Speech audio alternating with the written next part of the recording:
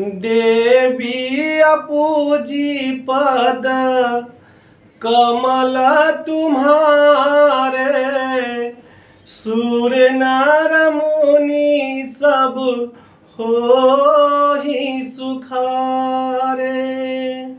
मंगल भवन अमंगल हारी, द्रबहु दशरथ अजिर बिहारी। अरे आप तो पहचान गए, ये छंद है। जी हाँ सर, ये छंद है। और छंद में भी कैसा छंद है सर? चौपाई छंद है। क्या आपको चौपाई की मात्राओं को गणना करने में परेशानी होती है? क्या आपको ह्रस्व स्वर में कितनी मात्राएं गिने इसमें समस्याएं आती हैं? क्या आपको दीर्घ स्वर में कितनी मात्राएं गिने इसमें समस्याएं आती हैं? क्या आपको संयुक्ताक्षर की मात्राओं को गिनने में परेशानी होती है या फिर रेफ नहीं गिन पाते? तो अब क्या घबराना मित्रों, अब आपके साथ मैं हूं। आज मैं पूरी मात्राओं के तोड़ के साथ उपस्थित हुआ हूं। आज के बाद यह आपकी पहली और लास्ट वीडियो होगी मात्रा के लिए मित्रों। आज के बाद मात्राओं में आपको किसी भी प्रकार की कोई समस्या होने वाली नहीं है। वीडियो को शुरू करने से पहले आप मेरे बारे में जान लीजिए।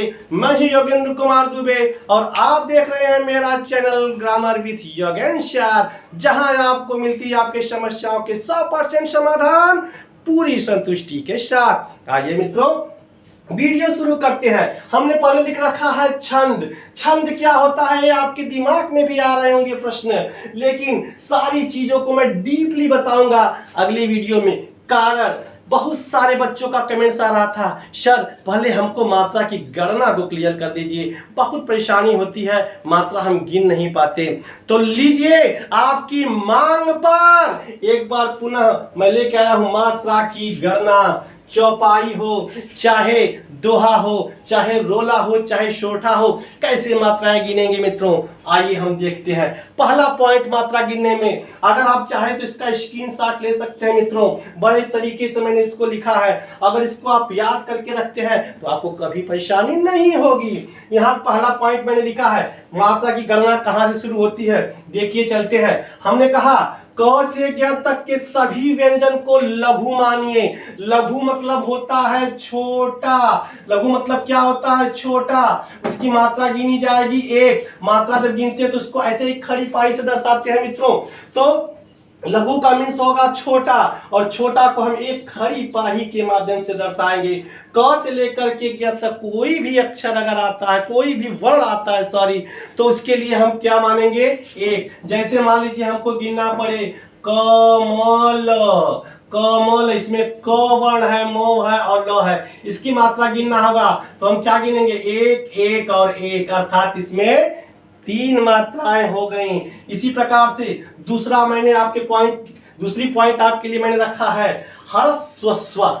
ह्रस्व स्वर हम जानते थे मित्रों कि क्या होता है। वर्णमाला में मैंने आपको स्वर के प्रकार बताए थे, वहां पे आप जाकर के देख सकते हैं। ह्रस्व स्वर पुनः मैंने यहाँ पे लिख रखा है। क्या है सर?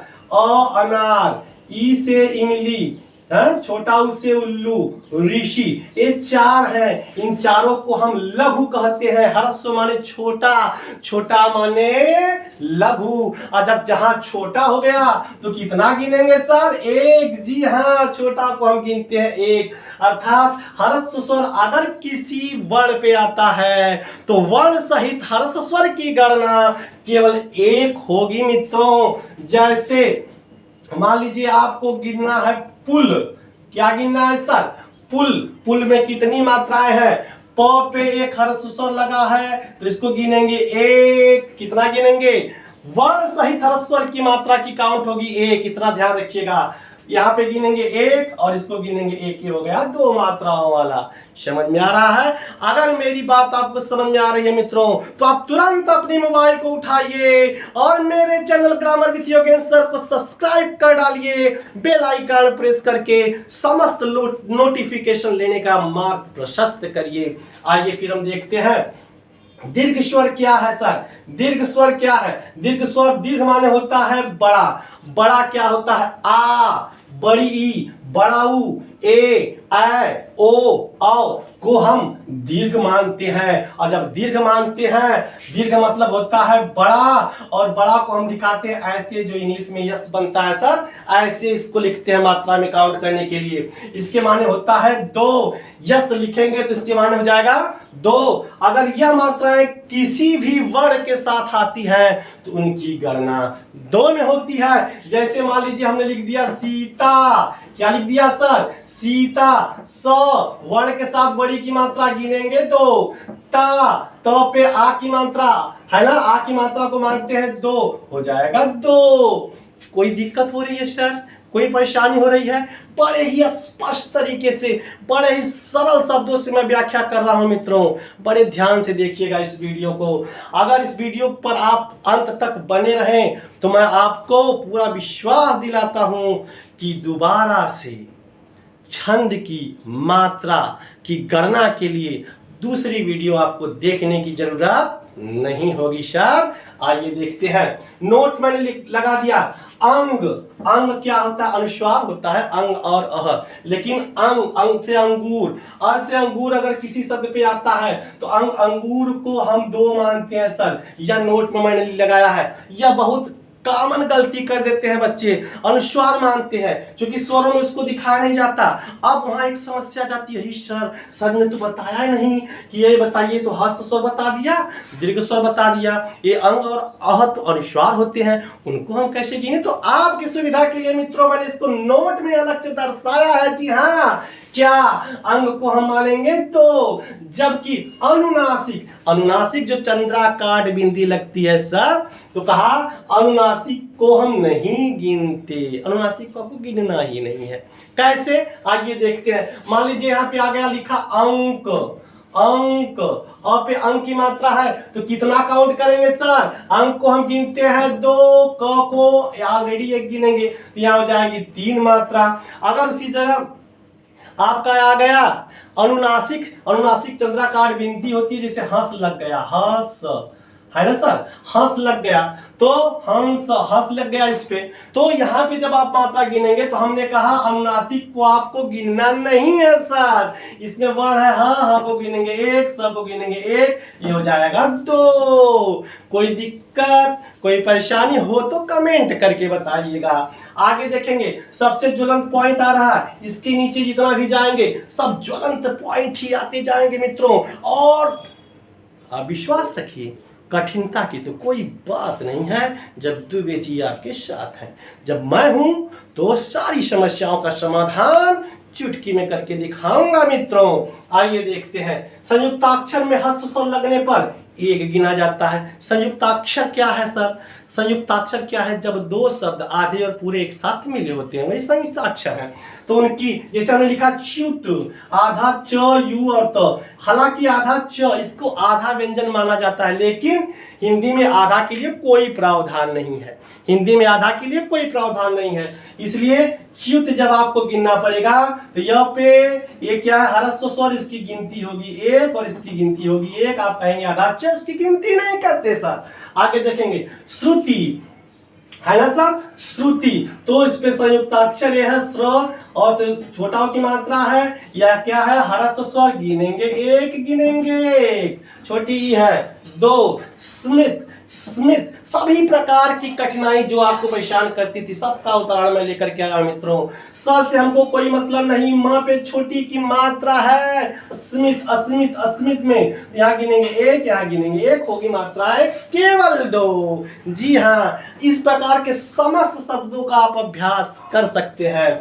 आगे आएंगे, संयुक्ताक्षर में दीर्घ स्वर लगने पर उसे हम दीर्घ भी गिनते हैं। अगर संयुक्ताक्षर है उसके साथ अगर दीर्घ स्वर लगा है तो दीर्घ स्वर को हम 2 गिनते हैं, इसलिए उसको 2 गिनेंगे। जैसे भ्राता, भ में ये देखिए र लगा हुआ है, भ और र मिलकर के संयुक्त व्यंजन बने, लेकिन यहाँ पे दीर्घ स्वर आने के नाते इनको गिना जाएगा 2, ता को ऑलरेडी 2 गिनेंगे। अब यहाँ पे स्त्री, तो हमको ये स्त्री आधा स्वर से कोई मतलब नहीं, ये संयुक्ताक्षर है, इसमें बड़ी की मात्रा अर्थात दीर्घ स्वर है, इसलिए इसको गिनेंगे 2। आधा शब्द तो हम गिनते ही नहीं, मैंने कहा ना आधा के लिए हिंदी में कोई स्थान नहीं है सर। आगे देखेंगे स्नेह, स्नेह, तो इसके लिए हम कोई काउंट नहीं करेंगे, ने पर एक ही मात्रा है, ये हो जाएगा 2 और ये हो जाएगा 1, ये आप काउंटिंग पूरी हुई सर, है ना। इस प्रकार से हम गणना करेंगे। बताइए कहीं कोई प्रॉब्लम हो रही है? नहीं, न होगी, न हो रही है, न होगी, ना ही मैं होने दूंगा सर। आइए देखते हैं संयुक्ताक्षर शब्दों से पहले लघु वर्ण का मात्रा, यह थोड़ा सा ध्यान देने वाली बात है। इट्स अ पॉइंट सर, जी हाँ यही एक पॉइंट है। जैसे कोई संयुक्त स्वर आता है, संयुक्त स्वर से अगर कोई वाक्य शुरू होता है तो ठीक है, उसको हम इग्नोर कर देते हैं, लेकिन वह किसी शब्द के बीच में आता है तो उसके पहला वाला व्यंजन अगर वह लघु होता है तो उसे दीर्घ गिना जाता है। जी हाँ, जैसे यहाँ पे देखेंगे भक्त, बीच में आया है आधा, तो यहाँ जो भ है ये क्या है? लघु व्यंजन है, लेकिन काउंट करते समय चूंकि यह आधा क के पहले आ गया है, इसको हम 2 मानेंगे सर,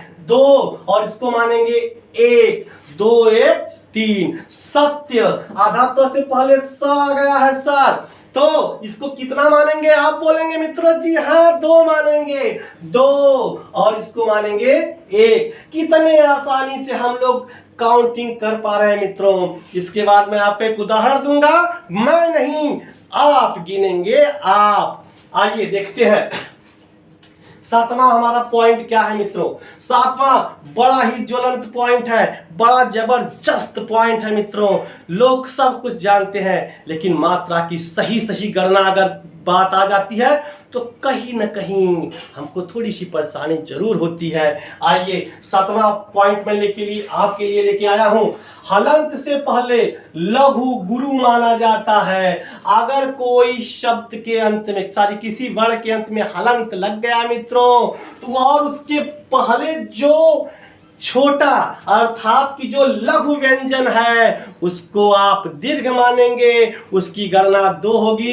इसको एकदम माइंड में बैठा लीजिए। 7वां पॉइंट बड़ा जबरदस्त पॉइंट है। जैसे उदाहरण के माध्यम से मैं आपको समझा रहा हूं, यहाँ है श्रीमन, श्रीमन, तो श्री में बड़ी आई है तो वो क्या हो गया? दीर्घ, दीर्घ के लिए तो 2 आप मानोगे ही मानोगे, लेकिन यहाँ कहेंगे कि ये सर ये तो लघु व्यंजन है, लेकिन इसके पीछे देखिए यहाँ पे लगा हुआ है हलंत, और हलंत किसी भी व्यंजन के बाद में लगा हुआ है तो छोटा होने के बाद भी इसे माना जाएगा 2। क्या माना जाएगा सर? 2 माना जाएगा, है कि नहीं? यह बहुत ही जबरदस्त ट्रिक है मित्रों। आइए मात्रा कैसे गिने, प्रश्न उठता है, मात्रा हम कैसे गिने? उसके लिए मैंने एग्जाम्पल रख रखा है चौपाई का, एक शानदार एग्जाम्पल। किसका? बजरंगबली का। जी हाँ, पवन तनय बल पवन समाना, बुद्धि विवेक विज्ञान निधाना, उनकी चौपाई आपके समक्ष मैंने रख रखा है। इसकी मात्रा को गिनिए और अपने समस्त कंफ्यूजन के लिए को टुडे नहीं फॉरएवर, फॉरएवर के लिए बाय बाय बाय बाय करिए। आइए देखते हैं इसको गाया कैसे जाता है। क्योंकि छंद क्या होता है? छंद माने होता है खुशी, हर्ष, मन में हर्ष पैदा हो, तो छंद को पढ़ने का एक तरीका भी होता है। क्यों? क्योंकि ये है चौपाई। चौपाई के बारे में थोड़ा सा आप जान लीजिए कि चौपाई में 4 चरण होते हैं, 1 2 3 और 4 चरण होते हैं, और उसके प्रत्येक चरण में 16 मात्राएं होती हैं सर। 16 प्रत्येक लाइन में 16 मात्राएं आएंगी। अगर नहीं आएंगी तो समझेंगे कि हमारा गलत है, हमारा गिनने का तरीका गलत है। और इसके लिए चौपाई को शुद्ध लिखना भी जरूरी है। अगर एक भी मात्रा ऊपर नीचे आप करते हैं तो यह संख्या पूरी नहीं होगी, ये जान लीजिए। क्या चौपाई में कितने चरण होते हैं? 4। कितने? 4। चौपाई एक सममात्रिक छंद होती है सर। इसके बारे में सारा डीपली मैं जानकारी अगले वीडियो में आपको देने वाला हूं सर। आप इससे बने रहिए। आप तुरंत हमारे चैनल को सब्सक्राइब करिए। छंद की असली जानकारी प्राप्त करने के लिए तुरंत हमारे वीडियो को सब्सक्राइब करके, हमारे चैनल को सब्सक्राइब करके बेल आइकन प्रेस कर दीजिए। अगली वीडियो में आपके लिए लेके आऊंगा मैं छंद की सजीव व्याख्या मैं आपको करके बताऊंगा मित्रों। यहाँ पे देखेंगे ये है चौपाई। छोटी सी बात मैं आपको बता रहा हूं चौपाई की, क्या कि चौपाई में 4 चरण होते हैं, 1 चरण, 2 चरण, 3 चरण और 4 चरण, और प्रत्येक चरण में 16 मात्राएं आनी है सर। कितनी? 16 न की स्थिति में हमारी काउंटिंग गलत है, गलत है, गलत है। और चौपाई क्या होता है? इसके जो अंतिम शब्द होते हैं वह तुकांत होते हैं, तुक मिलते हैं उनको, इसलिए इनको राइमिंग में बैठाया जाता है। कैसे गाया जाता है इसको? जय हनुमान ज्ञान गुण सागर, जय कपीस तिहुँ लोक उजागर। ये परंपरागत स्वर नहीं है, मैंने थोड़ा इसमें मॉडिफाई किया है, सुनिएगा, मजा आएगा आपको। जय हनुमान ज्ञान गुण सागर, जय कपीस तिहुँ लोक उजागर। राम दूत अतुलित बल धामा, अंजनी पुत्र पवन सुत नामा। ये तरीका है सर, फॉलो करिए, फॉलो करिए। यू शुड आल्सो डू, आप भी कर सकते हो। यहाँ पे देखेंगे कैसे मात्रा गिनेंगे। चलिए, जो मैंने बताया था पहले पॉइंट से लेकर के 7वें पॉइंट तक को दिमाग में रखिए। ब्लैक बोर्ड आपके सामने है और नजर भी आपकी व्हाइट बोर्ड, सारी व्हाइट बोर्ड है, व्हाइट बोर्ड पर ही होनी चाहिए, नहीं तो इसका स्क्रीनशॉट आप जरूर ले लीजिएगा। चलिए, जय हनुमान ज्ञान गुण सागर, इस पे कोई मात्रा नहीं है। मात्रा नहीं है तो क्या वर्ण भी नहीं है? जी हाँ, वर्ण है। तो वर्ण को हम क्या मानते हैं सर? लघु। गिनेंगे कैसे? 1 1, ह 1, छोटा की मात्रा लघु, लघु के लिए 1, आ की मात्रा दीर्घ, दीर्घ के लिए 2, यहाँ न 1, ज्ञान, ज्ञान, आ की मात्रा 2, न 1, गुण, छोटा की मात्रा 1, र 1, सा 2, ग 1, र 1। आइए देखते हैं सब मिला करके 16 हुए कि नहीं? नहीं तो गलत। 1 2 3 4, 4 2 6, 6 1 7, 7 2 9, 1 10, 10 2 12, 12 2 14, 14 2 16। जी हाँ, पूरे 16, पूरे 16 सर, पूरे 16 हम लोग सीख गए सर हाउ टू काउंट, कैसे गिना जाता है। आइए देखते हैं अगली लाइन। जय, यहाँ पे भी आ जाएगा 1 1, ये आ जाएगा 1, ये हो जाएगा बड़ी की मात्रा 2, 1 1, हूँ छोटा की मात्रा हलन से हमको कोई मतलब ही नहीं होता। ये क्या है? अनुनासिक, अनुनासिक को हम गिनते ही नहीं। 1, ओ से ओखली, बड़ा मात्रा मानते हैं दीर्घ, तो कोई नहीं। 2, क को 1, उजागर 1, ये 2, ये 1 1, इसको गिन लीजिए। 1 2 3, 3 2 5, 1 6, 1 7, 1 8 2 10, 2 12, 2 14, 2 16। जी हाँ, 16 यहाँ भी, 16 यहाँ भी। इसी प्रकार से सब गिन सकते हैं सर। देखिए, कहीं कोई गलती नहीं होगी, गलती की तो कोई बात ही नहीं है सर। आइए, राम, राम, आ की मात्रा है 2, म को 1, द पे बड़ा की मात्रा है 2, 1 1 1 1 1 1 1 2 और 2, 2 1 3, 3 2 5, 5 1 6, 6 1 7, 1 8, 8 2 10, 10 2 12, 12 2 14, 2 16, बिल्कुल 16। इधर अंजनी, हमने क्या कहा था सर? देखिए, नोट को ध्यान दीजिए। अंग अनुस्वार जरूर होता है, लेकिन अंक को हम मानते हैं 2, अह की बात ही नहीं। अंक को कितना गिना जाता है? 2। तो यहाँ आ गया अंजनी, तो अंक को मानेंगे हम 2। यही जगह गलती हो जाती है मित्रों, अंक को इग्नोर करने पर मात्रा हमारा फेल हो जाता है। तो ये छोटी छोटी मगर बहुत ही मोटी बातें हैं जिसको आपको इग्नोर नहीं करना है। आगे देखेंगे। 2 1 2, 1 1 1 1 1 1 1 2 2, 2 1 3, 3 2 5, 5 2 7, 7 3 10, 10 2 12, 12 2 14, 14 2 16। जी हाँ, we have done it, हमने इसको कर लिया है बड़े ही आराम से, बड़े ही मजेदार तरीके से। यदि मित्रों आपको इसी प्रकार से एकदम आसानी से हंसते खेलते प्रत्येक टॉपिक को सीखना है तो तुरंत आप अपनी मोबाइल उठाइए, ग्रामर विथ योगेंद्र सर मेरे चैनल को सब्सक्राइब करके नोटिफिकेशन का जो बेल आइकन है इसको प्रेस करिए। इसी प्रकार से एकदम सरल अंदाज में मैं आपको ग्रामर पढ़ाता रहूँगा, ये मेरा वादा है। मित्रों देर न करिए, अब अगली वीडियो मेरी छंद पर होगी, तब तक आप इंतजार करिए। आपका दिन शुभ हो, खुश रहें, आबाद रहें, चाहे यहाँ रहें चाहे इलाहाबाद रहें। जय श्री राम।